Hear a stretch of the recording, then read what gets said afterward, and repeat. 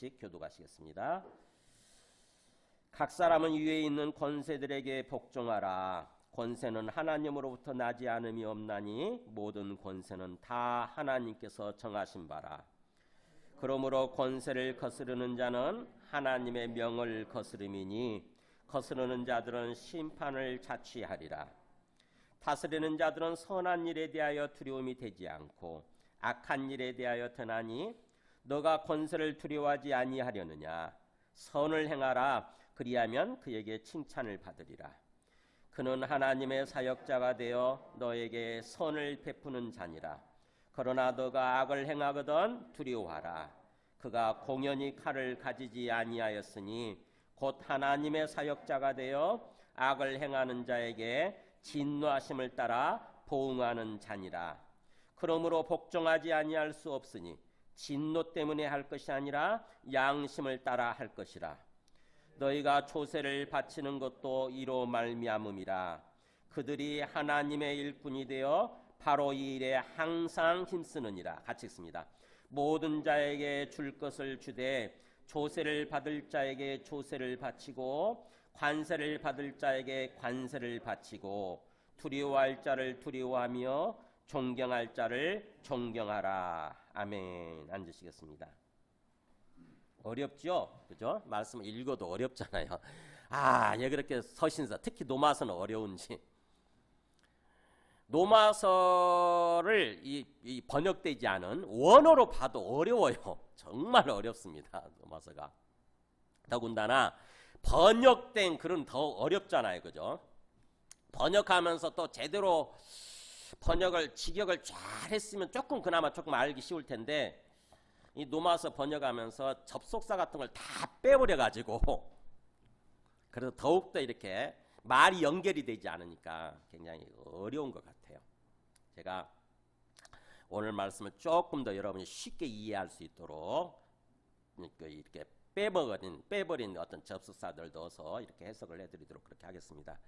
자, 오늘 말씀을 나누기 전에 오늘 말씀과 관련되어 있어요. 뒤에 5절에 보면은 우리가 이 국가라고 하는 권세에 복종하지 아니할 수 없는데 진노 때문에 할 것이 아니라 양심을 따라 복종하라 이런 말 나오잖아요. 양심을 따라 할 것이니라. 그 양심이란 말이 중요해요. 양심. 오늘의 핵심 용어입니다. 여러분 양심이 뭐죠? 그냥 한자말 그대로 풀이하면은 좋은 마음이잖아요. 양자가 어질 양자, 좋을 양자잖아요. 심자는 마음인 심이고 좋은 마음. 한자 풀이하면 그렇게 되는 건데 사실은 헬라어 원어대로 풀이하게 되면은 우리 모두가 상식적으로 함께 바라보고 함께 인식할 수 있는 공통된 어떤 인식, 이게 양심이라고 하는 거예요. 그러니까 우리가 인간으로서 또는 하나님께 속해 있는 하나님의 사람, 하나님의 백성으로서 우리 모두가 함께 같이 어떤 상황을 놓고 같이 똑같이 판단할 수 있는 거예요. 이건 옳으네, 이건 옳지 않네, 이렇게. 그게 양심이라고 하는 거예요. 양심. 그러니까 우리가 이 땅의 삶을 살아가면서 판단을 해야 되는데 뭘 가지고 판단하냐? 우리 양심에 따라서 판단하라는 거죠. 양심에 따라. 그렇게 양심에 따라 판단하는 사람, 독일 교회의 양심이라고 불리우는 사람이 있어요. 누구냐면 여러분 들어보셨을 거예요. 본헤퍼 목사님이라고 하는 분이에요. 본헤퍼 목사님. 언제적 얘기냐면은 나치 정부 때 얘기해요. 히틀러 때. 히틀러가 속해 있는 당이 나치 당이거든요.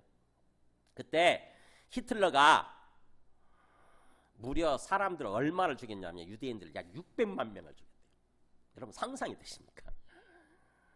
그냥 난리 법석을 피운 거죠. 엄청나게 수많은 사람들을 죽이고 막 그랬던 사람. 결국은 자기도 자살하죠. 권총으로. 그랬던 사람인데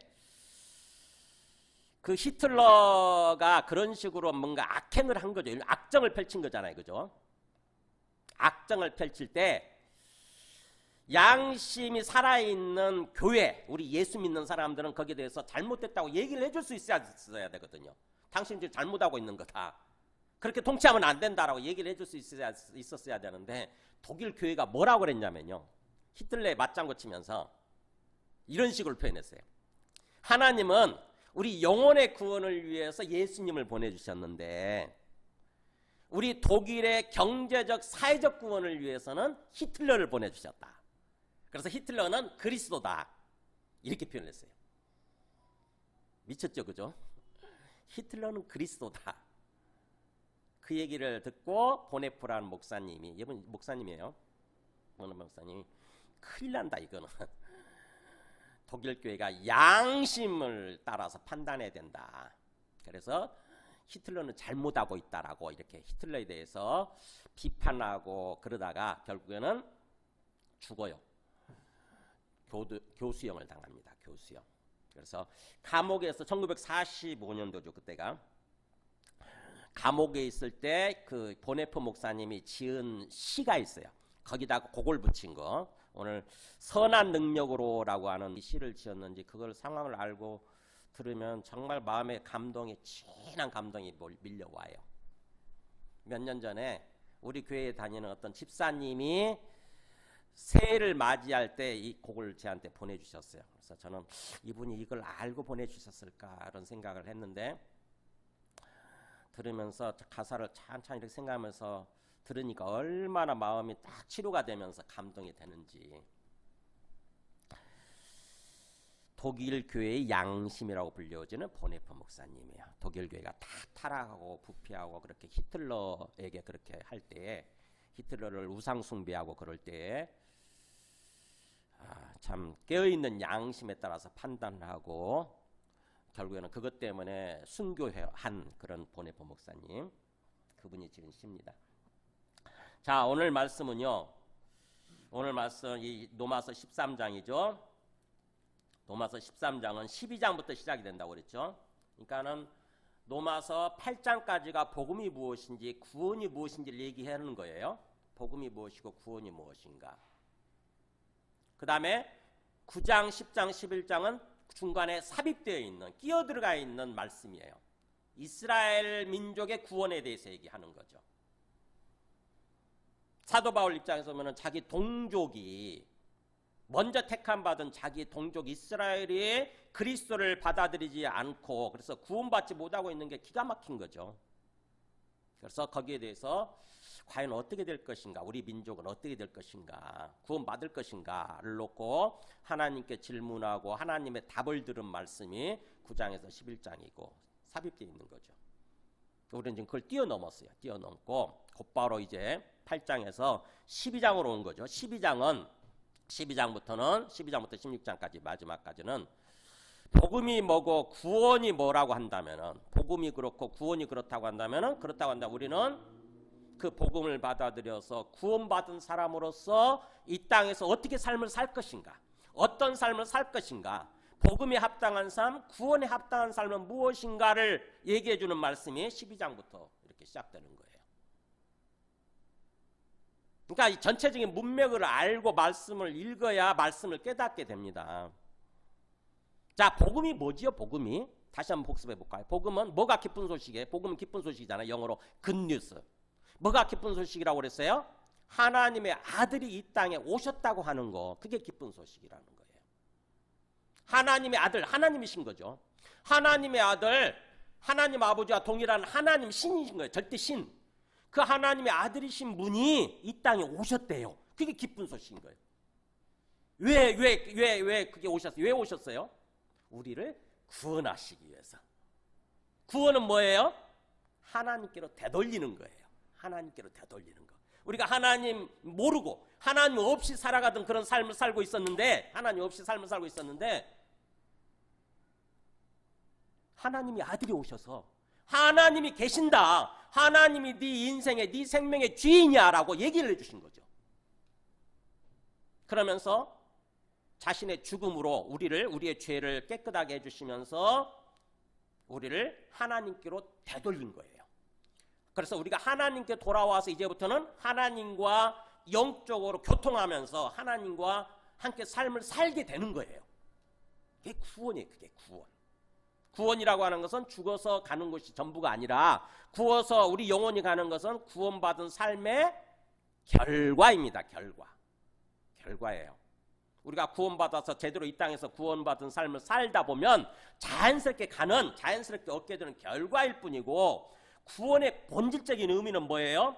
이 땅에서부터 하나님께 돌아와서 하나님과 함께 인생을 사는 거, 하나님과 함께 삶을 살아가는 거, 그게 구원이라는 거라니까요. 그래서 우리가 예수님 믿고 구원받았으면 그렇게 하나님과 함께 삶을 살려고 해야 되는 거예요. 어떻게 삽니까? 하나님과 함께? 하나님과 영적으로 교제하면서 사는 거죠. 말씀을 통해서 하나님의 뜻을 알고, 하나님 우리한테 말씀해 주신 거거든요. 이 성경 말씀이라고 하는 것은. 우리 하나님 말씀 막 듣고 싶어 하잖아요. 그죠? 하나님이 살아계신다면 하나님 말씀 듣고 싶어 하잖아요. 근데 그 하나님 말씀 이거다고 성경이에요. 문자로 이렇게 글자로 기록되어 있을 뿐이지 하나님이 말씀해 주신 거예요. 그러면 우리는 그 하나님의 말씀을 듣고 그 다음부터는 뭐예요? 우리도 말을 해야 될 거 아닙니까? 하나님께. 어떻게 말을 해요? 기도죠, 기도. 그래서 기도는 대화라고 하는 거예요. 하나님과 대화하는 거예요, 기도는. 아이고, 우리가 필요한 거 달라고 하는 게 기도인 줄 알았는데, 이것 주세요, 저것 주세요라고 하는 게 기도인 줄 알았더니 그것은 간구예요, 간구. 간절히 구하는 거. 성경적으로 보면 간구. 그러니까 간구하기 이전에 기도를 하는 삶을 살아야 되는데, 기도는 하나님과 대화하는 거예요. 그게 하나님과 함께 영적으로 교통하면서, 교통이 상호 의사소통하는 거잖아요. 교통, 상호 의사소통하는 거, 즉 커뮤니케이션 하는 거예요, 하나님과. 그렇게 삶을 사는 거, 하나님과 교통하면서 삶을 사는 거. 그러니까 예수님 믿고 구원받았으면 대화할 줄 아는 거, 의사소통할 줄 아는 게 그게 핵심인 거죠. 그래서 우리가 하나님 앞에 나와서 기도하기 시작하면은요, 우리 영혼의 상처가 치유되면서, 우리 영혼이 답답했던 것들이 풀리면서, 우리 영혼이 굉장히 답답하고 막 그랬는데 이상하게 우리 영혼이 평안해지면서 기쁨을 얻게 되는 거예요. 하나님과 대화할 뿐인데. 우리가 그렇잖아요. 굉장히 힘들 때 가장 친한 친구, 내 마음을 알아주는 친구 만나서 차 한잔 마시면서 대화하면 다 풀리잖아요. 그죠? 하나님과의 관계도 마찬가지예요. 하나님께 나아가서 굉장히 힘들고 답답할 때 하나님께 나아가서 이 얘기 저 얘기 다 하는 거죠. 시시콜콜. 하나님, 이런 게 참 힘드네요. 이런 게 참 걱정되네요. 막 이러면서 시시콜콜 얘기를 하다 보면은 어느 순간에 하나님과 대화가 이루어지기 시작하고, 하나님이 우리 마음을 받아주시는 것을 우리가 느끼면서 우리 마음이 회복되는 거예요. 그게 하나님과 의사소통하면서 함께 사는 거예요. 소위 영적인 삶이지, 일종의 영적인 삶. 주님이 재림하실 때까지는 그런 영적인 삶을 살 수밖에 없어요. 아무도 하나님을 직접 보거나 하나님과 직접 말하거나 그러지는 못해요. 그냥 성령을 통해서 영적인 의사소통을 하는 거지. 영적인 의사소통. 그게 복음이고 구원이에요. 우리는 그렇게 구원받은 사람들이라는 거예요. 우리는 하나님께 돌아와서 하나님과의 관계를 회복하고, 하나님과 화목한다고 그러죠. 하나님과 관계를 회복하고 이제 하나님과 함께 더불어 살아갈 수 있게 된 거. 하나님께서는 그것을 위해서 뭐예요? 성령을 보내주시잖아요. 우리 예수 믿게 되면 성령, 하나님의 영을 보내주셔서 우리 안에 보내주시는 거예요. 그래가지고 그 성령을 받게 되면은 24시간 항상 하나님의 영이 우리 안에 함께 계시는 거예요. 놀라운 일 아닙니까? 이게 천지개벽할 일이잖아요. 온 세상을 지으신 하나님이 영으로 우리 안에 와 계신다니까요. 이걸 믿음으로 받아들이게 되면 놀라운 일이 벌어지는 거예요. 믿음으로 자꾸 우리가 거부하니까, 믿지 않고 그걸 거부하니까 하나님과 의사소통이 안 되는 거지. 아, 그렇구나라고 진짜 믿음으로 받아들이게 되면은 그 다음부터 하나님과 의사소통이 되는 거예요. 그 성령을 보내주신 거예요. 그게 8장까지 내용이에요. 8장까지. 성령을 통해서 이제 우리가 하나님과 의사소통하면서 영적인 삶을 사는 거다. 이 땅에서 구원받은 삶이라고 하는 것은. 그게 복음이고 구원이에요. 그렇다고 한다면 이제 12장부터는 그렇다고 한다면 우리는 예수 믿고 구원받은 사람으로서, 그래서 성령을 우리 안에 모시고 있는 사람으로서, 그리고 장차 주님이 재림하셔서 우리가 이제 완전한 구원에 들어가야 되는 거죠. 그래야 될 사람으로서 이 땅에서 어떤 삶을 살아야 되는 건지, 이걸 얘기해 주는 것이 12장부터 얘기되는 거예요. 그러니까 우리는 구원받았지만 아직 구원의 완성에 이르지 못한, 소위 제가 그것을 가리켜서 뭐라고 그랬어요? 항상 주보에 써놨잖아요. 임의와 아직 사이라고 하는 거죠. 우리는 이미 구원받았지만 아직 구원의 완성에 이르지 못한 그런 존재, 거기에 끼어 있는 거죠. 우리는 어떻게 보면은 우리 옛날 구약식으로 얘기하게 되면은 출애굽을 했어요. 그죠? 애굽의 종살이에서 우리가 풀려났다고, 하나님의 은혜로. 근데 가나안 땅에 들어가야 되는데 가나안 땅에 아직 들어가지 못한 상태. 어디 있어요? 그러면은 중간 광야에 있는 상태. 광야, 지금 광야. 가나안 땅에 어떻게든지 들어가야 되는 거죠. 그죠? 그걸 신약적으로 얘기하게 되면 우리는 부활해야 되는 거예요. 주님이 재림하실 때 우리 모두가 부활해서 다시 죽지 않는 몸으로, 부활해서 이제 다시 죽지 않는 몸으로 영원히 하나님과 함께 사는 거죠. 그래야 되는 존재예요. 근데 아직 거기까지 이르지 못한 그 사이에 있는 존재죠. 그렇다고 한다면은 우리가 어떻게 가나안 땅에 들어가게 되느냐, 완전한 구원에 들어가게 되느냐, 역시 믿음이 필요한 거예요. 믿음. 처음 애굽에서 풀려난 것도 믿음이고, 사탄의 노예 상태에서 풀려나는 것도 믿음이고, 그 다음에 나중에 완전한 구원의 천국에 들어가게 되는 것도 믿음이에요. 믿음. 우리한테 진정한 믿음이 필요한 거예요. 그래서 진정한 믿음을 가지고 이 땅에서 어떤 삶을 살아야 되는 것인지를 얘기해 주는 것이 바로 이 12장부터 16장까지 말씀이라고 하는 것입니다. 그런 맥락에서 오늘 말씀은 이 땅에서 삶을 사는 동안 우리는 참 애매한 존재예요. 구원받아서 하나님 나라에 속한 하나님의 백성이기도 하고, 우리는, 그죠? 하나님께 속한 하나님의 백성이기도 하고, 동시에 우리는 또 뭐예요? 대한민국이라고 하는 이 현실 국가잖아요. 현실 이 국가에 속해 있는 대한민국 국민이기도 해요. 우리는 소위 그걸 가르쳐 이중국적자라고 그래요. 이중국적자. 지금 우리 가운데도 이중국적을 가진 사람이 있거나 혹시 우리 자녀들 중에 이중국적을 가진 사람이 있을 수 있는데, 뭐 그 나쁜 건 아니에요. 부모가 미국에 가서 미국에 갔을 때 만약 자녀를 출산하게 되면 그 자녀는 미국 국적을 취득하게 됩니다. 출생지 원칙이라고 그래가지고 미국에서는 태어나면, 그 나라에서 태어나면 그 태어난 사람한테 국적을 줘요. 그러니까 우리는 대한민국에 속해 있는 원래 대한민국 국민이었는데 우리 자녀가 미국에 가서 태어나는 바람에 미국 국적을 취득하게 되면, 그러면 그 우리 자녀는 뭐예요? 이중국적자가 되는 거예요. 이중국적자. 자, 그러면은 그 이중국적자 우리 자녀는 대한민국 국가의 관계에서 어떤 관계를 맺고 살아야 되고, 또 미국 국민이기도 하니까 미국과의 어떤 관계를 맺고 삶을 살아야 됩니까? 굉장히 고민스럽잖아요. 그렇죠? 고민스럽죠. 이게 오늘 말씀이에요. 오늘 말씀. 우리는 하나님 나라에 속한 하나님 나라의 국민으로서 하나님의 통치를 받아야 되는 것 같기도 하고, 또 동시에 대한민국에 속해 있는, 대한민국 국가에 속해 있는 대한민국 국민으로서 또 대한민국의 통치를 받는 그런 삶을 살아야 될 것 같기도 하는 거죠. 그래서 그때 상황 속에서 서로 뭔가 통치가 일치하게 되면 괜찮은데, 만약 서로 어떤 그 통치하는 방향이 어긋나게 되면 이제 갈등이 되죠. 그죠? 우리 마음속에.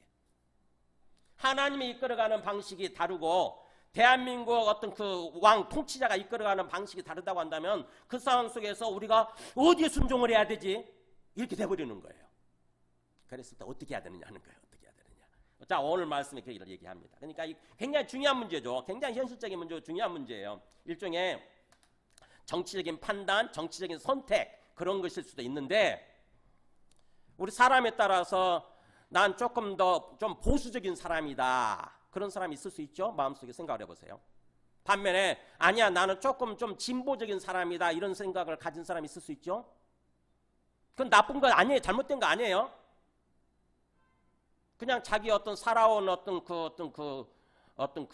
살아온 어떤 그 삶의 환경, 그거에 따라서 우리 정치적인 어떤 선호 성향은 이렇게 주어질 수 있습니다.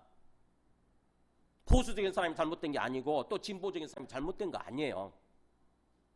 되게 또 젊었을 때는 조금 더 진보적이다가 나이 들면 좀 보수적으로 변하잖아요.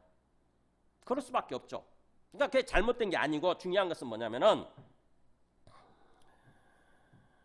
서로를 인정해 주는 거죠. 서로를 인정해 주는 거.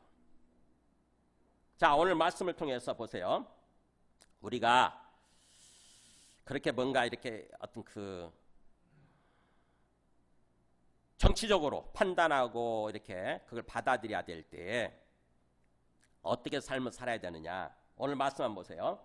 먼저 보면 1절에 보면은 각 사람은 위에 있는 권세들에게 복종하라 이렇게 말하면서 위에 있는 권세, 위에서 우리를 통치하는 권세, 즉 다시 말하면 국가의 권세죠. 국가의 권세에게 복종하라 그러면서 왜냐하면, 자 우리말 왜냐하면 이게 빠졌어. 이걸 꼭 넣었어야 돼. 왜냐하면이란 말이 이 1절에서 7절까지 13장 1절에서 7절까지 7번 딱 나온다고 합니다. 이 말씀 13장 1절에서 7절 말씀을 굉장히 해석하기 되게 어려운데 어떤 신학자가, 유명한 신학자가 그거를 딱 주목을 했더라고요. 7개에 빠져버린 그 왜냐하면을 넣게 되면 훨씬 더 해석이 쉬워진다고 하는 거예요. 진짜 그렇더라고. 진짜 오해를 그러면 하지 않게 되는 거예요. 그래서 각 사람 위에 있는 권세들에게 복종하라. 왜냐하면 거기 첫 번째가 나와요. 왜냐하면 권세는 하나님으로부터 나지 않음이 없나니 모든 권세는 다 하나님께서 정하신 바이기 때문이다. 이렇게 거기 왜냐하면 한 번 더 있고 또 왜냐하면 어디 나오냐면 3장 3절에 3절 거기 3절 앞에 왜냐하면 다스리는 자들은 통치자들은 선한 일에 대해서 두려움이 되지 않고 악한 일에 대해서 되기 때문이다. 이렇게 되는 거고 두 번째 그 다음에 또 4절에 가서 왜냐하면이 무려 3번이나 있어요. 왜냐하면 그는 하나님의 사역자가 돼 너에게 선을 베푸는 자이기 때문이다. 이렇게 그는 통치자겠죠. 통치자는 하나님의 사역자로서 하나님의 종으로서 너에게 선을 베푸는 자이기 때문이다. 그러면서 그러나 너가 악을 행하거든 두려워하라. 왜냐하면 그가 공연히 칼을 가지지 아니하였기 때문이다.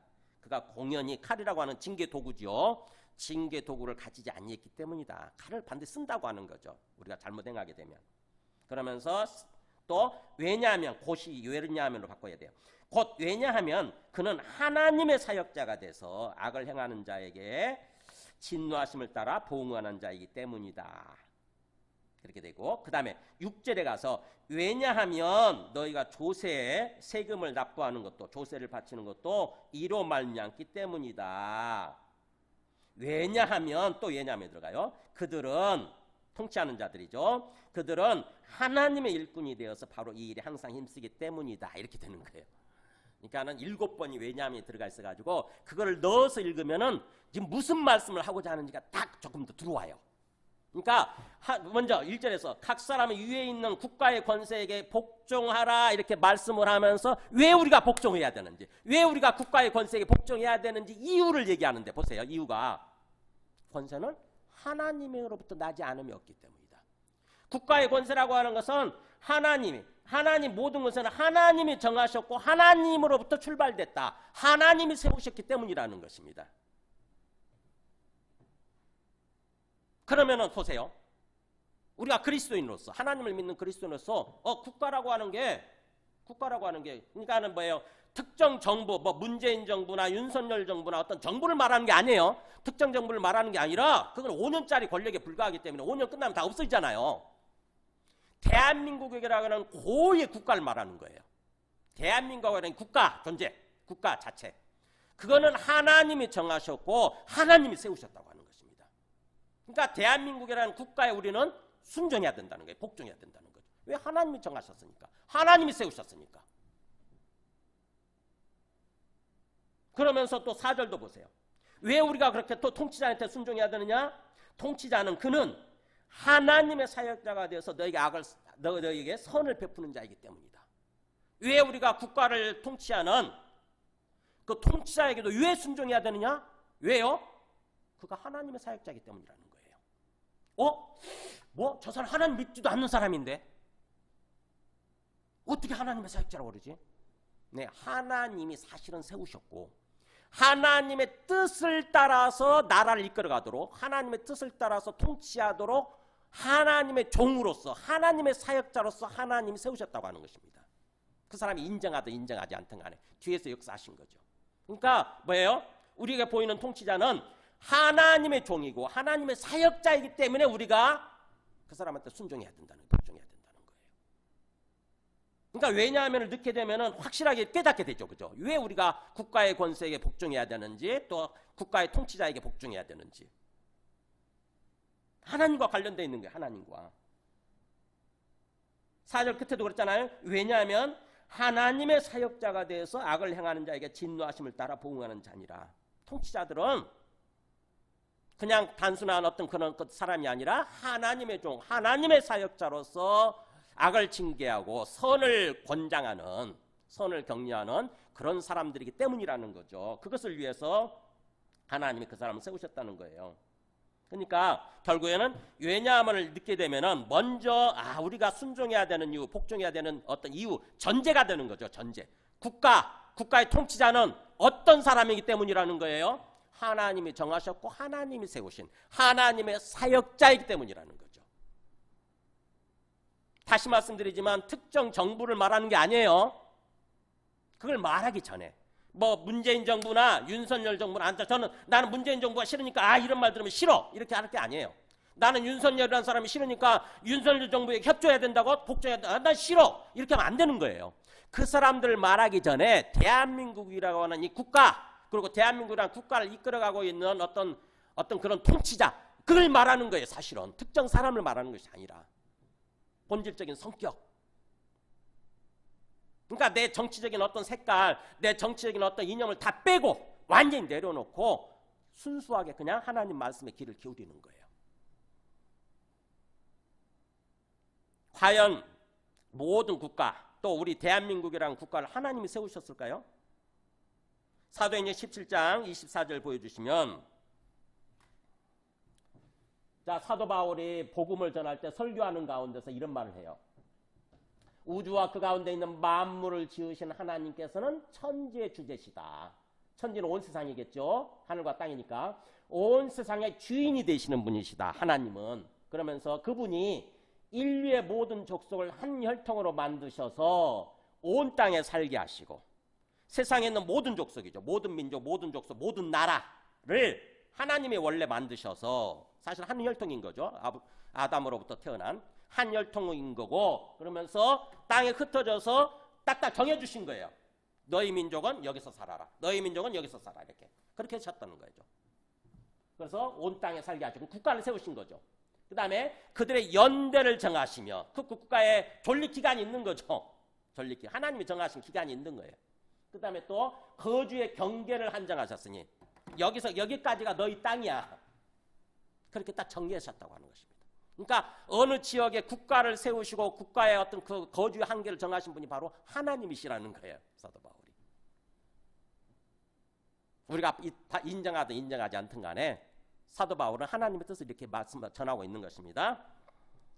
그러면 우리는 사실은 깊이 생각을 하고 진짜 과연 그럴까라고 생각을 해야 되는 거죠. 우리 민족이, 우리 한민족이 어떻게 이 대한민국 한반도라고 하는 이 땅에서 살게 됐을까요? 언제부터? 어떻게 해서 살게 됐을까요? 참 신기하잖아요. 그죠? 근데 하나님이 그렇게 하셨다는 거예요. 하나님이. 대한민국이라는 국가를 세우신 분이 하나님이시라는 것입니다. 자, 그거를 인정하지 않은 사람이 있어요. 이 말을 들어도 이 말을 인정하는 사람이 있고 인정하지 않는 사람이 있겠죠. 그죠? 항상. 자, 다니엘서 4장 30절 보면은 바벨론이라고 하는 엄청난 제국을 세운 느부갓네살 왕이라는 사람이 있습니다. 느부갓네살 왕. 이 사람이 그야말로 엄청난 제국을 세웠기 때문에 이 사람이 마음이 교만해질 수밖에 없잖아요. 그래서 어느 순간에 이렇게 얘기를 합니다. 보세요. 나 왕이 말해야 돼. 나 바벨론 왕, 나 느부갓네살 왕이 말해야 돼. 뭐라고 그러냐고 보세요. 이 큰 바벨론은 내가 능력과 권세로 건설하여 나의 도성으로 삼고 이것으로 내 위엄의 영광을 나타낸 것이 아니냐. 무슨 말이에요?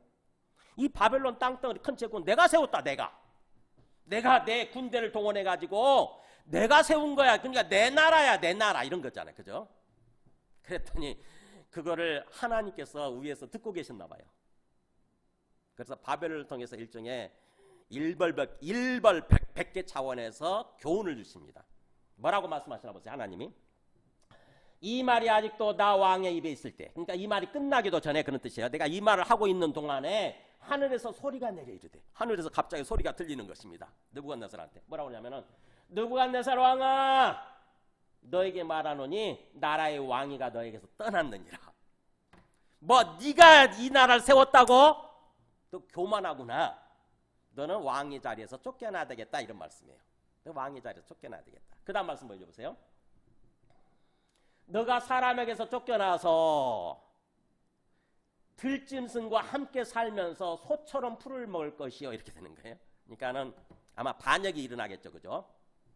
반역이 일어나가지고 느부갓네살왕을 왕의 자리에서 쫓아낸 거예요. 그래가지고 왕은 느부갓네살왕은 들판으로 쫓겨나가지고 짐승처럼 같이 사는 거죠. 짐승처럼 들판에서 먹을 게 없으니까 소풀 먹고, 소가 풀을 뜯듯이 풀 먹고, 그런 식으로.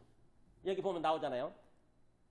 내가 사람에게 쫓겨나서 소처럼 풀을 먹으며 몸이 하늘 이슬에 젖고, 덮을 게 없으니까, 집이 없으니까 하늘 이슬, 비 오는 대로 저 하늘 이슬에 젖고, 그 다음에 머리털 언제 깎을 시간이 있겠어요? 머리털이 독수리 털과 같이 자랐고 손톱은 새발톱과 같이 되었더라. 상상력을 최대한 동원해서 느부갓네살 왕이었는데 어떤 모습으로 변했을까 생각해 보세요. 그죠? 짐승처럼 변한 거예요. 짐승처럼. 머리는 더부룩하게 되고 수염도 못 갔으니까 수염도 막 자랐을 것이고 손톱은 또 손톱 발톱 다 자라가지고 그 다음에 소처럼 풀 먹고 누더기를 걸치고 들판에서 자면서 이런 모습 짐승처럼 된 거지. 하나님은 그렇게 말씀하시고 보세요. 그런 식으로 살 것이고 이와 같이 7대를 지나서 아직 계속 천사의 목소리예요. 하나님의 목소리예요. 이와 같이 7대면 충분한 시간이죠. 충분한 시간을 지낸 다음에 지극히 높으신 이가 가장 높으신 이 누구에게 있어요 이게? 하나님이에요. 하나님이 사람의 나라를 다스리시며 자기의 뜻대로 그것을 누구에게든지 주시는 줄을 알기까지 이르리라. 네가 그렇게 들판에서 짐승처럼 삶을 살아가고 있는 동안에 얘가 고민하겠죠. 그죠? 마음이 낮아지고 겸손해질 것이고 그럴 거 아닙니까? 깊이 생각을 하게 되겠죠. 그때 깨닫는 거 그거예요. 아, 나라를 내가 세운 게 아니고 하나님 나에게 허락하셨구나. 하나님이 세우셨구나. 이걸 깨닫게 되면 그래서 하나님이 나라를 세우시고 하나님이 사람의 나라를 다스리시며 또 자기 뜻대로 그 나라를 누구에게든지 그 나라 권력이죠. 통치 권력을 통치권을 누구에게든지 주시는 줄을 네가 알 때까지 그렇게 될 거다라고 해요. 알 때까지. 그러니까 그걸 깨닫게 되면은 하나님의 징계가 풀리는 거죠. 천사가 그런 말을 읽고 나서 갑자기 진짜 그 말대로 이루어진 거 이렇게. 그리고 나서 34절에 보니까 그 기한이 참에 기한이 참에 7등에서 충분한 시간이 지난 거죠. 충분한 시간이 지난 다음에 비로소 느부갓네살왕이 깨닫는 거예요. 겸손해진 거죠. 딱 느부갓네살왕이 하늘을 우러러보았더니 드디어 하늘을 본 거, 하나님을 바라본 거죠. 아, 내가 아니었어요. 내가 세운 게 아니었어요. 하나님이 하셨군요. 겸손해지고 하나님을 우러러본 거, 하나님을 경배한 거죠. 예배드린 거예요. 그랬더니 내 총명이 다시 내게로 돌아온지라. 아, 이 말을 보면 이 사람이 왜 쫓겨났는지 알겠죠. 그죠? 정신이 미쳐버린 거예요. 사실은요. 하나님을 인정하지 않고 그러다 보니까 총명이 다 없어져 버린 거예요. 근데 하나님을 우러러보고 하나님을 경배했더니 다시 그게 회복이 됐다고 하는 거죠. 그러니까 다시 왕의 자리로 다시 복귀한 거예요. 그래서 이에 내가 지극히 높으시니 누구예요? 하나님, 가장 높으시니 하나님께 감사하며 또 영생하시는 이 누구예요? 영원히 사시는 분? 하나님. 하나님을 찬양하고 경배하였나니 그 권세는 영원한 권세요. 그 나라는 대대에 영원토록 이르리로다. 그러니까 느부갓네살이 바로 경험한 거예요. 이게. 바벨론 제국의 왕 느부갓네살 왕이 자기 나라 자기가 세웠다고 생각을 했거든. 그러면서 큰 소리 빵빵 쳤는데 하나님께서 징계를 내리셔서 그 왕의 자리에 쫓아내신 거죠. 그랬다가 깨달은 거예요. 자, 요한복음 19장 10절도 한번 보여주실까요? 빌라도라는 사람 나오죠. 그죠? 예수님을 재판해 가지고 예수님을 사형 판결을 내린, 예수님을 사형으로 이렇게 넘겨준, 사형하도록 십자가에 못 박도록 넘겨준 빌라도 총독. 빌라도 총독은 뭐냐면 로마 황제가 파견한 통치자죠. 그죠? 로마 황제가 파견한 로마 황제를 대신하는 통치자예요. 그 사람이 예수님을 뭔가 죽이려고 사형 판결을 내리려고 하면서 이렇게 얘기를 해요. 보세요. 빌라도가 이르되 내게 말하지 아니하느냐. 지금 예수님의 입을 꾹 닫고 말을 안 하니까 내게 말해라 이거죠. 내게 말해라 그러면서 내가 너를 놓을 권한도 있고 십자가에 못 박을 권한도 있는 줄 알지 못하느냐. 너 말만 잘 들으면 내가 너를 놓아줄 수도 있어. 아니면 말 안 들으면 내가 십자가에 못 박을 죽일 수도 있어. 그러니까 내한테 말해. 잘해. 이거잖아요. 그랬더니 예수님 뭐라고 말씀하세요? 보세요. 예수께서 대답하시되 같이 읽을까요? 위에서 주지 아니하셨더라면 나를 해야 할 권한이 없었으리니 그러므로 나를 내게 넘겨준 자의 죄는 더 크다. 그래 맞다. 너가 엄청난 권한을 갖고 있네. 힘을 갖고 있는데 사실은 누가 준 거다? 위에서. 누가? 하나님이 너한테 잠시 허락하신 거야. 하나님 너에게 허락하신 거야. 네가 네 스스로 능력으로 그 권한을 가진 것도 아니고 사실은 로마 황제가 준 것도 아니다. 사실은 하나님이 네한테 나를 죽일 수 있도록 예수님이 죽어야만 되거든요. 예수님이 죽어야 인류 구원의 길이 열리기 때문에 하나님이 허락하신 거야. 그 얘기를 하는 거죠. 자, 이런 식으로 국가나 국가의 통치자라고 하는 것은 바로 하나님이 정하셨고 하나님이 세우셨다라고 하는 거, 그것을 우리가 인정하고 받아들이는 게 중요한 거죠. 그렇다고 한다면 그 다음에 이제 당연히 우리는 하나님이 그렇게 정하셨고 하나님 세우셨다고 한다면 우리는 어떻게 해야 돼요? 네, 하나님께 우리가 복종을 해야 되듯이 국가에게 하나님이 세우신 국가의 권세에 우리가 복종을 해야 되는 거죠. 그리고 국가를 이끌어가는 하나님의 사역자에게, 하나님의 사역자로 세워진 그 국가의 통치자에게 우리는 당연히 복종을 해야 되는 거죠. 그 말씀이 당연히 나오죠. 13장 1절 다시. 각 사람의 위에 있는 권세들에게 복종하라. 복종하라. 그 다음에 또 4절. 3절이죠. 3절. 어떻게 복종하라? 2절. 그러므로 권세를 거스르는 자는 하나님의 명을 거스림이니 만일에 내가 국가의 권세에 복종하지 않는다? 그러면 어떻게 된다? 그것은 곧 사실은 하나님께 불복종하는 것하고 똑같다. 하나님의 명령을 거스르는 것하고 똑같다고 하는 거죠. 그러면 당연히 어떻게 됩니까? 벌이 가해질 수밖에 없는 거죠. 국가로부터 형벌이 가해질 것이고 또 하나님으로부터도 또 뭐예요? 어떤 징계, 어떤 벌이 가해진다고 하는 거죠. 그래서 거스른 자는 하나님의 명을 거스른 것 같기 때문에 거스른 자들은 반드시 심판을 자취하리라. 스스로 취하게 되리라. 그런 뜻이에요. 자초한다는 말 쓰죠. 보통 우리가 심판, 스스로 불러들인다. 그러니까 뭐예요? 반드시, 미래 시제거든요. 반드시 그런 일이 일어난다고 하는 것입니다. 그러니까 우리는 그걸 행하면 안 되는, 그렇게 거스르면 안 되는 거죠. 권세를 거스르면 안 되는 거죠.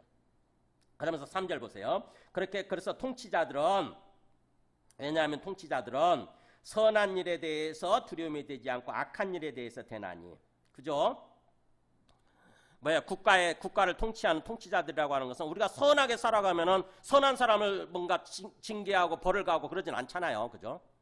우리가 뭔가 법을 어기고 잘못된 삶을 살아갈 때에 벌을 가하게 되는 거죠. 그래서 선한 일에 대해서는 두려움이 되지 않고 악한 일에 대해서 두려움이 되나니 너가 권세를 두려워하지 아니하려느냐? 그렇게 뭔가 무서워하고 국가 권력을 무시하고 형벌 받는 걸 무시하고 무서워하고 그러지 않으려고 하느냐? 그럼 어떻게 살면 된다? 그럼 법을 지키고 선을 행하면 된다. 법을 지키고 선을 행하면 되는 거야. 그런 뜻이에요. 선을 행하라. 그리하면 오히려 벌을 받는 것 대신에 그 사람으로부터 인정받고 칭찬 듣고 상급 받게 될 거다. 상급. 칭찬을 받으리라. 다시 말하면 뭐예요? 국가도 하나님이 세우셨고 국가를 통치하는 통치자들도 그 4절에 나오는 것처럼 하나님의 사역자로서 세워져 있다고 하는 것입니다. 그러니까 우리는 뭐예요? 통치자들 바라볼 때 저 사람은 하나님의 종, 하나님의 사역자라고 이렇게 우리가 받아들여야 되는 것이고 또 통치자로 세워진 사람들은 어떤 생각을 가지고 살아야 되냐면 국가를 통치해야 되냐면 나는 하나님이 세우신 하나님의 종이야. 난 하나님의 사역자라고 하는 의식이 필요한 거예요. 만약 그런 생각이 없이 내 마음대로 오로지 내 욕심을 위해서 내 욕망을 위해서 뭔가 통치를 하고 악행을 한다. 악정을 펼친다 그러면 어떻게 되겠어요? 당연히 심판을 받는 거죠. 당연히 하나님께서 심판하실 수밖에 없는 거죠. 끌어내리는 거예요.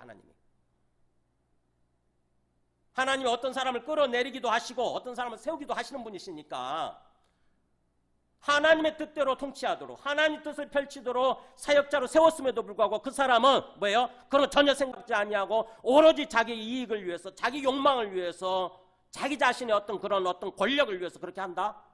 하나님 끌어내릴 수밖에 없는 거죠. 하나님 심판하실 수밖에 없는 거예요.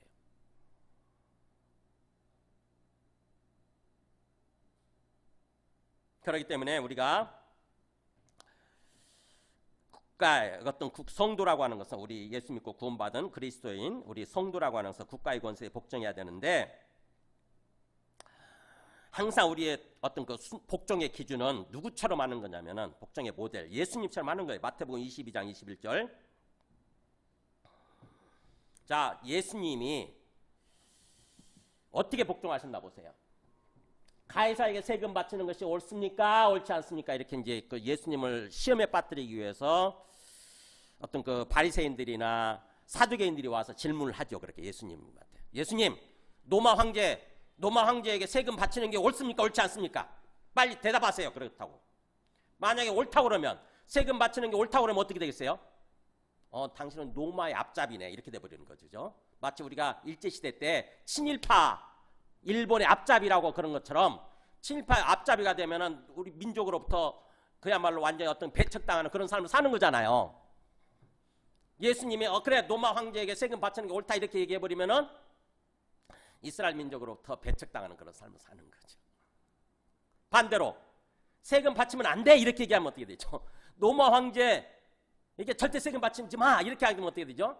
당장에 고발당해가지고 로마의 어떤 거기에 어떤 그 징계를 받는 형벌을 받는 그런 삶을 사는 거죠. 그러니까 이러지도 저러지도 보다는 굉장히 곤란한 질문인 거예요. 근데 예수님 어떻게 대답하시나 보세요. 뭐라고 그래요? 그런즉 가이사의 것은 가이사에게 하나님의 것은 하나님께 바치라. 아주 그야말로 진짜 지혜로운 대답을 하신 거죠. 가이사 황제에게 속한 것은 황제에 갖다 바쳐. 그러나 하나님께 드려야 될 것, 하나님께 속한 것은 하나님께 드려라 이렇게 말씀하신 거죠. 즉 다시 말하면 우리가 지금 로마 황제의 통치를 받고 있기 때문에 사실은 로마 황제에게 바쳐야 되는 세금, 돈에 로마 황제의 사진이 상이 찍혀 있었거든요. 그러니까 뭐예요? 그 로마 황제의 돈으로 로마 황제에게 바칠 건 바쳐라 이거죠. 세금 바칠 건 바쳐라. 로마의 통치를 받고 있기 때문에 로마 제국의 시민으로서 국민으로서 해야 될 도리를 하라는 거예요. 해야 될 도리 지금 현실적으로. 그러나 동시에 또 우리는 하나님 나라에 속한 하나님 나라의 국민으로서 우리가 해야 될 부분이 있는 거죠. 하나님께 우리가 충성하고 하나님께 복종해야 될 거 그것도 하라는 거죠. 이중국적자로서 그 얘기를 한 거예요. 그러니까 우리가 예수님처럼 이중국적자로서 이 땅에서 삶을 사는 것입니다. 우리는 근본적으로 하나님께 속한 하나님의 백성으로서 하나님께 해야 될 충성과 도리를 다 하는 거예요. 하나님께 순종하고 하나님께 복종하고. 반대로 또 우리는 대한민국이라고 하는 이 국가에 속해 있는 대한민국 국민으로서 우리가 국민으로서 해야 될 도리가 또 있잖아요. 세금 내는 거 납세 의무, 뭐 국방 의무, 뭐 4대 의무인가 5대 의무인가 그런 거 있잖아요. 그것들을 우리가 국민으로서 해야 될 도리를 하는 것입니다. 주님의 말씀이에요. 그러면서 우리가 무엇을 위해서 누구를 위해서 그렇게 복종하고 순종하는 삶을 살아야 되냐. 우리 판단의 기준 베드로전서 2장 13절 보세요. 베드로가 이 말씀에 대해서 어떻게 권면하는 거 보세요. 이렇게 얘기해요. 13절에서 보면은 인간의 모든 제도를 같이 읽을까요? 주를 위하여 순종하되. 네. 지금 인간 세상에 우리 세워져 있는 모든 정책 제도를 누구를 위해서 순종하라? 주님을 위해서. 나를 위해서가 아니에요. 항상 우리의 판단 기준은 우리의 삶의 목적, 존재 이유는 주님이니까 주님을 위해서 순종하라는 거죠. 주님을 위해서. 그러면서 예를 들어주죠. 누구한테 순종해야 되는지. 혹은 위에 있는 왕이 되든지 또는 그 왕이 파송한 사람이죠. 그가 악행하는 자를 징벌하고 선행하는 자를 포상하기 위해서 보낸 총독, 그러니까 권선징악을 위해서 보낸 어떤 그 밑에 공직자들이죠. 어떻게 보면은 그 총독에게 그렇게 또 하라. 그러면서 너희는 자유가 있으나 그 자유로 악을 가리는 데 쓰지 말고. 우리가 이 땅에서 사실은 우리한테 자유가 주어졌죠. 예수님으로 말미암아 우리 영혼의 자유가 주어졌어요. 그래서 우리 마음대로 살아갈 수 있는 자유를 갖고 있지만 그 자유를 가지고 내 악행이죠. 내 불법 이것을 변호하고 이것을 가리는 데 쓰지 말고 우리 자유를 그렇게 쓰지 말고 뭘 위해서 쓰라? 오직 하나님의 종과 같이 하라. 우리는 하나님의 부름을 받고 하나님의 사람으로 세워진 하나님의 종들인 거죠. 우리들도 하나님의 종이고 하나님의 일꾼들이고 하나님의 사역자예요. 우리들도. 그렇기 때문에 우리가 항상 삶을 살아갈 때 우리의 기준은 뭐냐면, 또 우리의 목적은 뭐냐면 하나님이 돼야 돼요. 하나님. 주님을 위해서, 주님의 영광을 위해서. 그렇게 하라는 거예요. 그렇게. 그래서 마지막 결론 이렇게 얘기하지 않습니까? 사도 베드로가 무사람을 공경하며, 그러니까 모든 사람을 하나님을 위해서, 하나님의 종으로서 하나님을 위해서 모든 사람들을 공경하며 형제를 사랑하며 또 하나님을 두려워하며 또 통치자인 왕을 존경해라. 왕을 존대해줘라. 이게 우리 그리스도인들의 이 땅에서 삶의 지침이고 삶의 기준이에요. 항상 이 땅의 삶을 살아가면서. 자, 그래서 이 말씀을 들으면은 자칫하면 우리가 오해할 수 있죠. 그 사람이, 그 통치자가 악한 통치자이든지 그래서 악정을 펼치든지 무조건 맹목적으로 복종하라는 얘기구나. 이거 무조건, 절대로 무조건 맹목적으로 복종하라는 얘기구나, 이렇게 들릴 수 있는데 그럼 오해예요. 그럼 큰일 납니다. 자, 마지막 말씀 보세요. 5절 7절에 보면 5절 같이 볼까요? 그러므로 복종하지 아니할 수 없으니 진노 때문에 할 것이 아니라 뭘 따라? 양심을 따라 할 것이라. 굉장히 중요한 말씀이에요. 알 듯 모를 듯 하죠. 국가로부터, 통치자로부터 징벌받을까 형벌받을까 그것 두려움 때문에 복종할 게 아니라 뭐라고요? 양심 때문에 해라. 양심을 따라서 판단하고 양심을 따라서 복종해라 이거예요. 분명히 앞에서는 무조건 복종하라고 하는 것처럼 얘기 들렸는데 갑자기 뭔가 새로운 기준을 얘기하네요. 양심을 따라서 하래요. 양심을 따라서. 그러면 양심을 따라서 판단한다는 게 무슨 말이에요? 바로 그거죠. 저 사람이 하나님이 세우셨고, 국가를 하나님이 세우셨고, 저 통치자를 하나님의 종으로서 사역을 하도록 그렇게 세우셨는데 그 사람이 하나님의 종으로서 살지 않는 거예요. 하나님의 뜻을 펼치는 모습으로 살지 않는 거예요. 오로지 자기 이익과 자기 욕망을 위해서 악정을 펼치는 것입니다. 그럼 어떻게 해야 되죠? 우리가 거기에도 순종해야 됩니까? 양심을 따라 판단하라는 거예요. 양심을 따라. 내가 여기서 지금 순종해야 되나? 아까 히틀러 때 그림 한번 보여주세요. 다시 그림 보여주세요. 그림. 이게 히틀러고 이게 지금 보네퍼 목사님이에요. 히틀러가 하나님에 의해서 세워졌겠죠. 처음에는. 그죠? 이 사람도 투표로 해서 됐거든요. 하나님에 세워졌는데 이 사람은 하나님의 종으로서 살아가는 것이 아니라 뭐예요? 오로지 자기 욕망을 위해서 수많은 사람들을 막 죽인 거죠. 600만 명이나 되는 그런 사람들 죽이고 그런 거예요. 그러면은 우리가 그걸 판단해야 돼, 생각을 해야 되는 거잖아요. 내가 여기에 지금 협조해야 되나? 사람들 죽이는데 내가 협조해야 됩니까? 양심을 따라서 판단해야 되는 거잖아요. 저 사람이 하나님 뜻대로 지금 사역을 하고 있지 않아. 하나님 뜻대로 통치를 하고 있지 않다고. 근데 거기에 협조해야 되느냐고. 무조건 하고 맹목적으로 복종해야 되냐고. 독일 교회는 그렇게 했다는 거죠. 독일 교회는. 어처구니 없게도 독일 교회는 이 히틀러라는 사람은 우리 경제적 사회적 구원을 위해서 하나님 보내주신 그리스도다 이렇게 얘기했다고. 그리스도다. 그러면서 히틀러를 그리스도로서 떠받들고 그렇게 섬겼다고. 그게 양심에 따라 판단한 거예요? 그렇지 않았잖아요. 보네퍼 목사님은 안 된다. 그렇게 하면 안 된다. 그 우상 섬기는 거다. 우상. 지금 이 히틀러가 잘못 생각을 하고 잘못하고 있기 때문에 이 사람 빨리 권좌에서 내려놓게 만들어야 된다. 빨리 권좌에서 끌어내려야 된다. 지금 미친 사람이 운전대를 몰고 막 차를 몰면서 사람들을 죽이고 있으면 빨리 운전석에서 끌어내려야 된다라고 얘기하면서 히틀러를 끌어내리기 위해서 행동을 했어요. 근데 그것 때문에 결국 순교하게 된 거죠. 죽게 된 거예요. 그래서 보네퍼 목사님은 독일 교회 양심이라고, 행동하는 양심이라고 불려지는 거예요. 독일 교회 행동하는 양심.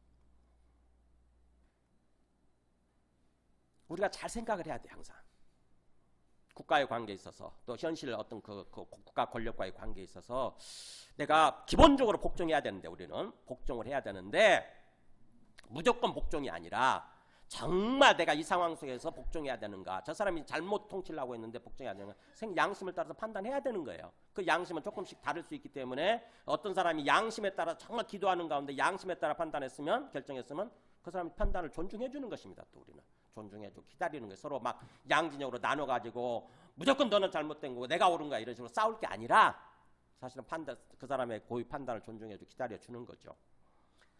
자, 우리 하나 더 예를 보겠습니다. 우리 일제시대 때 우리 한국교회 28회 총회에 1938년 28회 총회 때 어떤 일을 결정했냐면 교회 차원에서 그림 보여주세요. 보면은 신사참배를 결정을 했어요. 신사참배가 뭐냐면은 황제가 신이다, 황제가 하나님이다 그러면서 그 황제가 있는 그곳에다가 우리가 절하는 거예요. 예배 드리는 거예요. 우리가 그렇게 해도 된다라고 교회가 결정을 해버렸습니다. 총회 때, 28회 총회 때. 그래서 절하는 모습이죠, 이렇게. 근데 그걸 반대하는 사람들이 있었어요. 아니다, 그건 우상숭배다, 우상숭배. 어떻게 황제, 인간이 하나님일 수 있냐. 절대 거기다 절하면 안 된다. 그래가지고 그걸 거부하고 결국 죽은 사람들이 있어요. 이게 신사참배 거부하다 순교한 사람들. 주기철 목사님 아시죠? 박관준 장로님, 최봉선 목사님, 또 최상림 목사님, 이렇게 여러분들이 있죠. 이런 분들. 여러분 어느 게 옳다고 생각하세요? 어느 게 양심에 따라 판단한 거죠? 시간이 지난 다음에 밝혀졌죠? 아, 신사참배는 잘못된 결정이었다, 이렇게 된 거잖아요. 그죠? 우리 존경하는 한경재 목사님도 우리 기독교의 노벨상이라고 하는 템플턴상을 받을 때 깜짝 고백을 하잖아요. 사실은 저도요, 신사참배 결정 때 저도 거기에 찬성한 사람입니다. 회개합니다, 제가. 그렇게 얘기를 했잖아요. 신사참배 결정은 잘못된 거였어요. 근데 한국교회가 그렇게 신사참배 결정을 냈다고 해서 우리가 무조건 거기다 다 복종해야 됩니까? 일제시대가 우리를 통치하고 있는 그 일본이라고 하는 나라가 다 신사참배해라, 황제에게 숭배해라, 자 그렇게 결정을 내릴 때, 그렇게 이끌어갈 때 우리가 거기다 무조건 복종해야 돼요? 그 사람이 현실 그가 현실 국가 권력이기 때문에 우리가 무조건 복종해야 됩니까? 우리는 양심에 따라서 하나님의 관점에서 판단을 해야 되는 거예요. 그 잘못된 통치고 잘못된 결정이면 우리가 복종하면 안 되죠. 그렇잖아요. 국가 통치자보다 더 중요한 사람은 누구냐면 하나님이잖아요. 그죠? 하나님 아닙니까? 우리는 하나님을 위해서 살도록 세워진 사람들이잖아요. 그렇기 때문에 양심에 따라 오늘 마지막 말씀을 그렇게 얘기하는 거예요. 기본적으로 복종하지 아니할 수 없는데 복종을 할 때 진노 때문에 그렇게 결정하고 판단하는 것이 아니라 너희들 하나님이 주신 양심을 따라서 해라. 양심이 뭡니까? 히브리서 9장 14절에 보면은 양심이라고 하는 것은 굉장히 중요한 말이에요. 하물며 영원하신 성령으로 말미암아 흠없는 자기를 하나님께 드린 그리스도의 피가 어찌 너희 양심을 죽은 행실에서 깨끗하게 하고 살아계신 하나님을 섬기게 하지 못하겠느냐. 히브리서에서는요, 우리가 예수님 믿고 구원받는다고 그랬을 때 우리 양심 회복되는 거, 우리 양심이 살아나는 거에 대해서 굉장히 강조를 많이 해요. 히브리서에서는. 그러니까 우리가 예수님 믿고 구원받으면 무조건 죽어서 천당 가는 게 전부가 아니라 이 땅에서부터 우리의 양심이 살아나는 거야. 우리 양심 회복되는 거야, 양심이. 그래가지고 그 양심에 따라서 삶을 사는 거예요, 이 땅에서. 그리스도의 피가 흠없는 자기를 하나님께 드린 그리스도의 피, 그리스도의 십자가잖아요. 그리스도의 십자가가 어찌 더 양심을 깨끗하게 할 수 없겠느냐 이거예요. 깨끗하게. 더럽혀졌었는데 죄로 말미암아 더럽혀져가 죽어버린 거죠. 우리 양심이 죽어있는 상태였어요. 근데 예수 그리스도의 십자가로 말미암아 우리 양심이 살아나는 거죠. 그러면서 살아계신 하나님을 섬기게 만드는 거예요. 그 양심을 말하는 그 양심. 그 양심에 따라 그 하나님에 의해서 회복된 예수 그리스도의 십자가에 의해서 회복된 양심에 따라서 항상 판단하고 그 양심에 따라서 삶을 살라는 거죠. 양심에 따라서 국가에게 복종하고 선한 통치자일 때는 거기에 복종하고 악한 통치를 할 때는 어떻게 해야 됩니까? 복종하면 안 되죠. 무조건 복종하면 안 되죠. 그 사람들한테 깨우쳐줘야 돼요. 당신 잘못하고 있다라고 지금. 그건 하나님의 뜻이 아니라고. 그건 올바른 정치가 아니라고. 깨우쳐줘야 돼. 비판해야 됩니다. 언론의 역할이 그거잖아요. 그죠? 언론이 비판하듯이 교회도 마찬가지예요. 그래서 교회라고 하는 것은 국가 권력과 관계에서 적절한 관계를 적절한 거리를 유지해야 돼. 항상. 너무 가까이 가도 안 되고 권력과 영합해버려도 안 되고 또 너무 멀리 해가지고 항상 비판만 해도 안 되고 불각은 불가원이라고 그래요.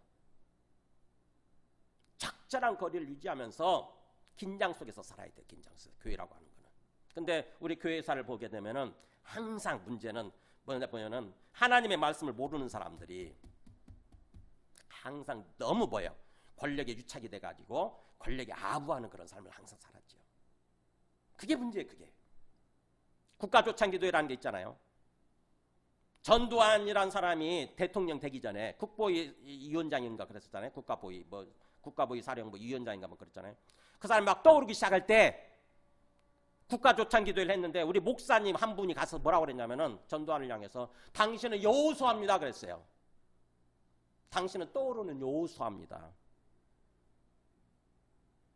그 말을 듣고 전두환이라는 사람이 내가 정권 잡아도 되겠다 그랬대요. 이렇게 교회에서 나를 밀어주는데, 교회에서 나를 이렇게 떠받들어 주는데 내가 대통령 돼도 되겠네. 참 부끄러운 역사죠. 제가 그분의 실명을 얘기해 버릴 수도 있는데 그러면은 그분의 자손들이 계속해서 부끄러워할까 봐 제가 실명을 얘기 안 해요. 유튜브 치면 다 나옵니다. 얼마나 생각해 보세요. 그러니까 신사참배 결정한 목사들도 그렇고 그렇게 뭔가 독재자들을 이렇게 독자들에게 아부하고 그랬던 사람들도 그렇고 시간이 지난 다음에 보세요. 얼마나 그 자손들이 부끄럽게 여기겠어요. 우리 조상이. 우리는 그런 삶을 살면 안 되는 거죠. 항상 하나님 앞에서 하나님을 위해서 하나님을 의식하고 항상 판단을 하는 것입니다. 그래야 돼요. 그래야 이 땅에서부터 우리가 하나님이 이끌어 가시는 그런 구원의 삶을 사는 것이고 장차 주님이 재림하실 때 완전한 구원에 들어가게 되는 거죠. 우리가 부활하게 되고. 그래서 그런 맥락 마지막 그렇게 얘기하는 것입니다. 6절에 왜냐하면 너희가 조세를 바치는 것도 바로 이것 때문이다. 국가의 통치자에게 조세, 세금 납부하는 것도 바로 이것 때문이다. 왜냐하면 그들이 하나님의 일꾼이 되어서 바로 이 일이 항상 힘쓰기 때문이다. 왜요? 항상 그 사람들은 통치자들은 하나님의 일꾼이라고 하는 정체성 의식을 가지고 이런 일에 국가를 제대로 이끌어가기 위해서 그렇게 힘쓰고 있기 때문에 우리가 그런 사람일 때는 그에게 그렇게 복종하고 우리가 해야 될 도리를 하는 거다라고 하는 거예요. 근데 그게 아니면 당연히 비판해야죠. 비판하고 저항하고. 물론 저항해도 폭력적인 방법으로 저항하는 것이 아니라 철저하게 우리는 비폭력적인 민주적인 방법에 의해서 저항할 수 있잖아요. 우리 민주국가에서는 그게 세워져 있잖아요. 그 제도가 있지 않습니까? 투표 이런 거 있잖아요. 투표는 뭐예요? 우리가 그들한테 저항하는 거예요. 저 사람 보니까 잘못됐네. 저 사람 다시 대통령 뽑아주면 안 되지. 우리 양심에 따라 상당 판단하는 거예요. 저 사람은 악한 사람이다. 그러면 절대로 세우면 안 되는 거죠. 저 사람이 국회의원 할 때 보니까는 얼떨결에 뽑아줬는데 나중에 국회의원 할 때 보니까는 굉장히 하나님의 뜻대로 뭔가 국회의원 역할을 하지 않아. 국회의원 행동을 하지 않아. 계속해서 자기 이익을 위해서 오로지 자기 가정의 어떤 그 이익을 위해서만 그렇게 살아. 그럼 어떻게 그 사람 다시 뽑아주면 안 되잖아요. 특히 우리 그리스도인들은 깨어 있어야 되는 거죠. 양심이 깨어 있어야 되는 거예요. 양심은 의식이에요. 의식이 깨어 있어야 되는 거죠. 근데 우리 그리스도인들이 그게 양심이 죽어있는 사람들, 양심이 눈 감아버린 사람들 가끔 있어요. 보면은요. 분명히 잘못된 사람인데도 불구하고 계속해서 그 사람을 뽑아주고 지지해주고. 그러니까 그 사람은 기고만장 까불죠. 그잖아요. 내가 어떻게 해도 저 사람들은 나를 지지해주는 사람들이다. 이렇게 되면은요. 그 사람이 하나님 되는 거예요. 우리 그리스도인들은 양심이, 의식이 깨어나야 된다고 하는 것입니다. 항상. 그래서 7절에 마지막 모든 자에게 줄 것을 주어라. 모든 자에게. 그 왕이 됐던 그 왕의 어떤 그 통치자, 어떤 왕의 어떤 왕이 파송한 총독이 됐던 또는 공직자들이 됐던 간에 모든 자에게 줄 것을 주어라. 이를테면 조세 받을 자에게 조세 바치고 관세 받을 자에게 관세 바치고. 그러니까 세금 납부할 거 직접 세든 간접 세든 세금 내야 될 때 내고 납세 의무하고 또 마음으로부터도 두려워할 자를 두려워하며 존경할 자를 존경하라. 우리가 마땅한 도리를 다 하라고 하는 것입니다. 자, 말씀을 정리합니다. 우리는 다시 한번 얘기하지만 우리는 지금 이중 국적자예요. 하나님의 나라에 속해 있기도 하고 대한민국이라는 현실 국가에 속해 있기도 해요. 그래서 실제로 사는 게 그냥 쉽지 않습니다. 어떤 상황 속에서 내가 정말 이게 어떤 게 올바른 판단인지 올바른 결정인지 이게 참 쉽지가 않아요. 근데 그때 항상 고민을 해야 되는 거죠. 자칫하게 되면은 독일 교회처럼 자칫하게 되면 신사참배를 결정한 우리 28회 그 한국 기독교처럼 그런 식으로 살아가기 쉬워요. 그러면 큰일 나는 것입니다. 그들도 결국 심판받아서 하나님 심판받아서 그들도 물러나게 되지만 히틀러 자살해버리잖아요. 그래야 되지만 우리들도 거기에 협조하고 거기에 복종하게 되면은 우리들도 마찬가지 심판을 받는 거예요. 하나님의 심판. 그래서 우리 마지막 말씀은 빌립보서 3장 20절. 빌립보서에서 우리의 시민권 뭐라고 되어 있습니까? 우리의 시민권은 하늘에 있는지라 그랬죠. 거기로부터 구원하는 자 곧 주 예수 그리스도를 기다리노니. 그러니까 우리의 이 땅에 지금 현실 대한민국 국가에 속해 있지만 우리의 본질적인 우리의 국민권, 국민의 어떤 권리, 시민권은 어디에 속해 있다고요? 하나님께 속해 있는 존재예요. 우리는 구원받은 사람들은 하나님 나라의 백성이에요. 그게 우리의 본질이에요. 그러니까 이 땅에서 삶을 살 때 주님의 그 재림을 기다리면서 거기로부터 구원하는 자, 완전한 구원을 주는 자죠. 완전한 구원을 주는 자, 곧 주 예수 그리스도를 기다리는 삶. 주님이 재림하실 때 완전한 구원이 이루어지는 거니까 그걸 기다리면서 사는 거죠. 그래서 히브리서 11장 9절 보면 자, 히브리서에도 믿음으로 그렇게 삶을 산 사람들이 있었던 거죠. 믿음으로 그가 이 아브라함인데 이방의 땅에 있는 것 같이 약속의 땅에 거류하여 하나님으로부터 부름받고 구원받은 아브라함이지만 항상 이 땅에서 삶을 살 때 어떻게 살았느냐? 마치 이방 땅에 사는 것처럼 살았다는 거죠. 하나님 주신 약속의 땅임에도 불구하고 지금 이것은 내가 완전한 정착지가 아니야 라는 생각을 했다는 것입니다. 지금 이 세상이라고 하는 것은 내가 완전히 발 뻗고 머무를 수 있는 그런 곳이 아니다. 잠시 머무르는 곳이다라는 거죠. 그래서 땅에서는 외국인과 나그네의 힘을 증언했다. 땅에서 살 때 항상 나는 외국인이다. 외국인. 그리고 나는 나그네야 라고 하는 그런 의식을 가지고 살았다고 하는 거죠. 그 다음에 그들이 같이 말하는 것은 같이 있습니다. 자기들이 본향 찾는 자임을 나타냅니다. 본향이 뭐죠? 고향이잖아요. 고향. 돌아갈 고향. 그러니까 이 땅이 전부가 아니라 우리가 궁극적으로 돌아갈 본향이 있다. 그게 하나님 나라죠. 그죠? 하나님의 나라, 천국. 믿음의 사람들은 항상 그런 의식을 가지고 이 땅에서 삶을 살았다고 하는 거죠. 이 땅의 삶이라고 해서 기껏 우리가 100년도 채 못 살고 가는 거잖아요. 근데 우리가 나중에 본향에 들어가게 되면 얼마큼 사는 거죠? 1000년? 10,000년? 아니요. 억년. 영원한 삶을 사는 거죠. 영원한 삶. 근데 이 땅에서 짧은 100년도 안 되는 그 인생을 위해서 영원한 삶을 포기해버린다? 영원한 삶을 놓치는 그런 삶을 산다? 그건 어리석은 거잖아요.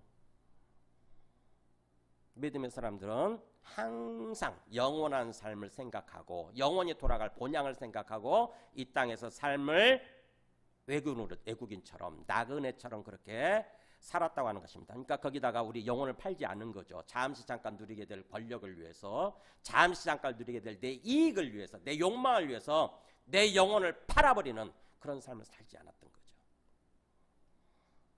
우리는 이 땅에서 삶을 사는 동안 항상 이것을 기억하고 삶을 사는 것입니다. 자, 우리 찬송하고 기도하겠습니다. 찬송가 438장